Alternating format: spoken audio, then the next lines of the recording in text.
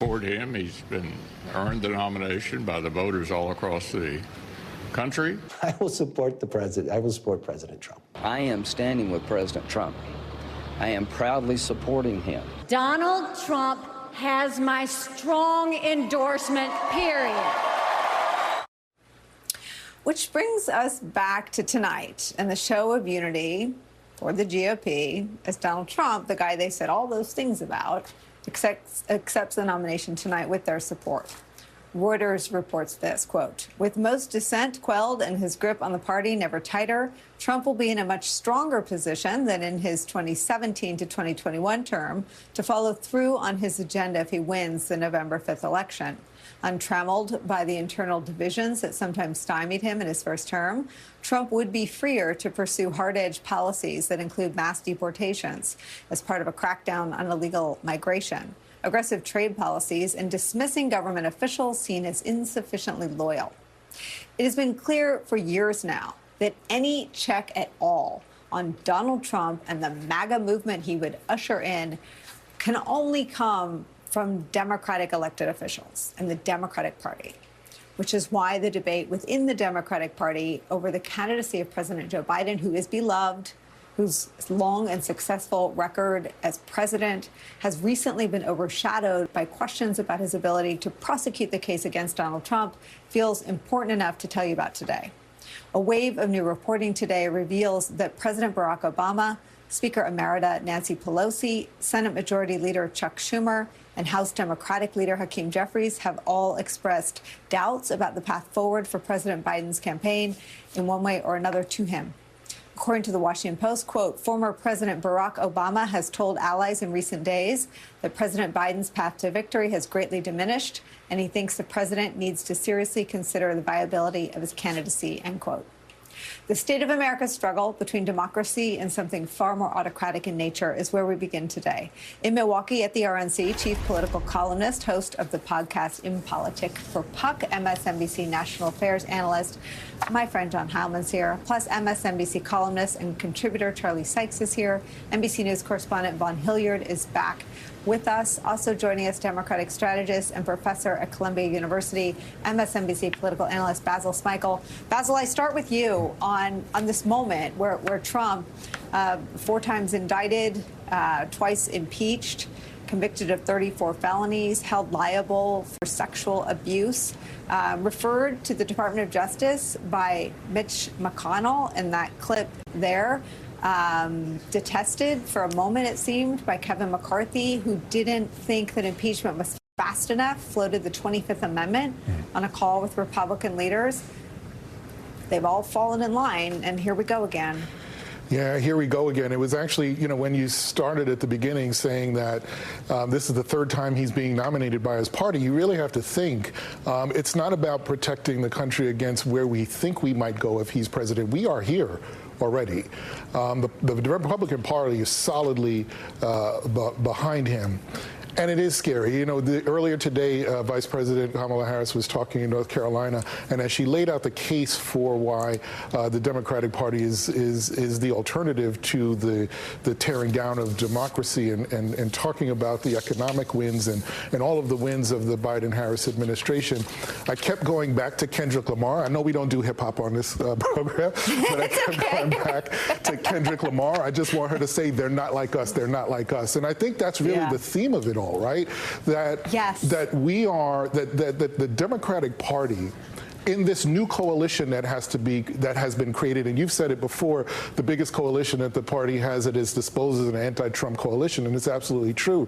This coalition is unlike what the party has dealt with before. It's tenuous. It is it's fragile, but it is one worth really digging down and deep into to bring together.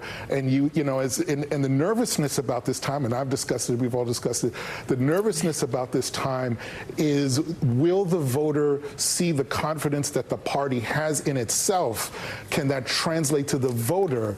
And can that be used to really mobilize everybody to the polls? That's why this moment in time is so critical, to be able to instill that kind of confidence. But, what we've seen on the stage night after night in this throughout the Republican convention, I want to be clear, it's not people who've evolved.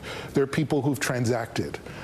They've sold something of themselves to be able to stand on that stage and be able to, receive the accolades from Donald Trump and the rest of of his electorate. And it's scary because one wonders, what else he has in stores. But if you have any questions, it's laid out in a 900-page instruction manual called Project 2025. Basil, I so appreciate you for all the conversations we've had in the last couple of weeks. I have some of Vice President Kamala Harris today doing what you just described. Let me play that. Sure. In recent days, they've been trying to portray themselves as the party of unity.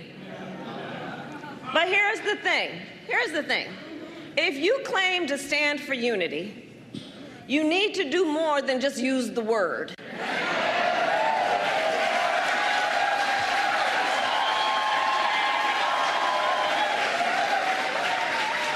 You cannot claim you stand for unity if you are pushing an agenda that deprives whole groups of Americans of basic freedoms, opportunity, and dignity. Basil, there's this thing that happens, I think, in reaction to Donald Trump, and it's amazing how much he still shapes the entire political conversation, right? People shrink in reaction to him, in response to him. And Kamala Harris has, a lot of her speeches have happened in my hours. I've been fortunate the last couple of weeks.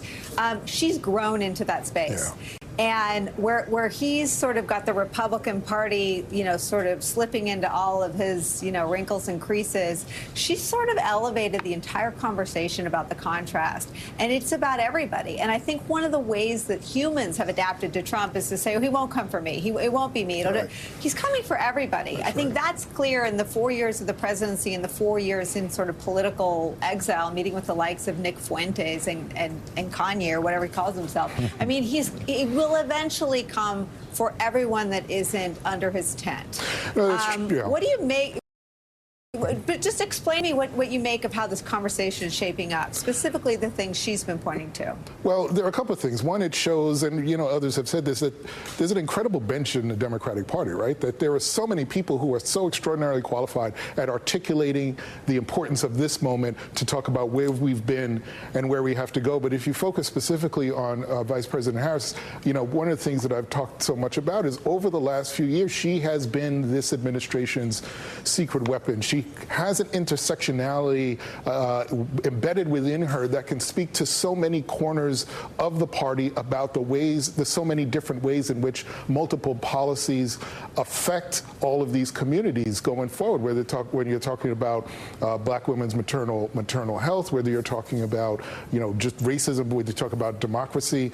There's so many ways that she touches so many Americans in his story, in many ways that J.D. Vance's story, however made up or contrived that has been, may not really speak to who he actually is as an individual and a candidate. But she has had this ability. I'll just say this one quick thing. I don't know if you had an opportunity to really talk about this, but one of the things that really struck me about Project 2025 and what Republicans are doing, there's a movement across the country to get rid of no-fault divorces.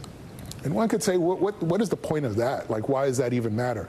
It matters because we have no-fault divorces in this country so that women didn't feel, particularly in situations where they were abused, that they had to stay in a marriage where at that time it was very difficult to get a divorce if the man in the marriage didn't want you to.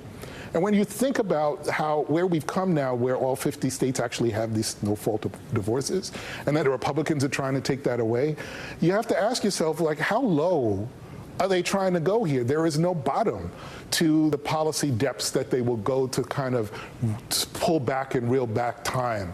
And I think what Vice President Kamala Harris has been consistently saying is there is no going back. We have to move forward. We cannot go back. There is no backsliding. And I think that message, based on everything that has been said, that has been brought out, particularly about Project 2025, I think has really and solidly laid the foundation for that, and she has been the cornerstone of it. John Heilman, you've covered her a long time. You both hail from California. This piece that Basil picked out to highlight from a 900-page document is interesting because it does intersect with J.D. Vance's stated positions. In an interview, he now rather infamously said women should stay in marriages, including ones that are violent. Tell me how the contrast is shaping up now that it's Trump and all things Trump, plus J.D. Vance and all things J.D. Vance. Well, honestly, Nicolle, I mean, I don't want to jump ahead in the program, but I think the contrast. I think that the contrast would require a degree of focus that, frankly, right now the Democratic side doesn't have, because they are. I'm not to critique Vice President Harris's event today, but honestly, they are. And you've been there in a campaign, not quite in quite this place, but you know what it's like to be underwater, and when you're besieged, and when you're having an existential crisis in a campaign. You can go through. You can be trying to do some things in the world. You might be able to have Vice President can have a good event. You might be able to put out an ad, but in the end, all you're really doing is fielding the incoming on the matter at hand, which in this case is whether Joe Biden's going to end up remaining on at the top of this ticket or not. And I think, what we're going to come out of this convention with is, because J.D. Vance, unlike Doug Burgum, who would have been a much harder target to do a contrast with, or unlike Marco Rubio, who is a very known commodity in American politics. Not to say that there weren't places where you could contrast yourself with Rubio's policies and points of view, but J.D. Vance was, among these three, the most incendiary, the most controversial, the one who's much furthest outside the mainstream of American political thought and of traditional Republican thought. And so there is a lot to go after with J.D. Vance. And for those people who think that Donald Trump made strategists out there who think that this was a risky pick, I say two things, always remembering. The bottom of the ticket, in the end, doesn't really matter. It's not what people vote for. They vote for the top of the ticket. We know this from 100 plus years of political science scholarship. But it is the case that the vice presidential debate, which the Trump campaign now seems to be indicating they're willing to do the debate that the Biden campaign wants, whether that's going to be Kamala Harris or not, that's another question. But the earlier debate in the summer on CBS, not pushing for the later debate on Fox News that they had originally pushed for, that will be because of the fact that if Kamala Harris is still on the ticket and has not moved up on the ticket, that will be quite a thing. A couple of highly trained lawyers who will be able to do some rock'em sock'em robots on a lot of issues, and it might be a place where, because of how controversial a lot of the issues that he's embraced are, it might be a place where a vice presidential debate might matter more than they traditionally do.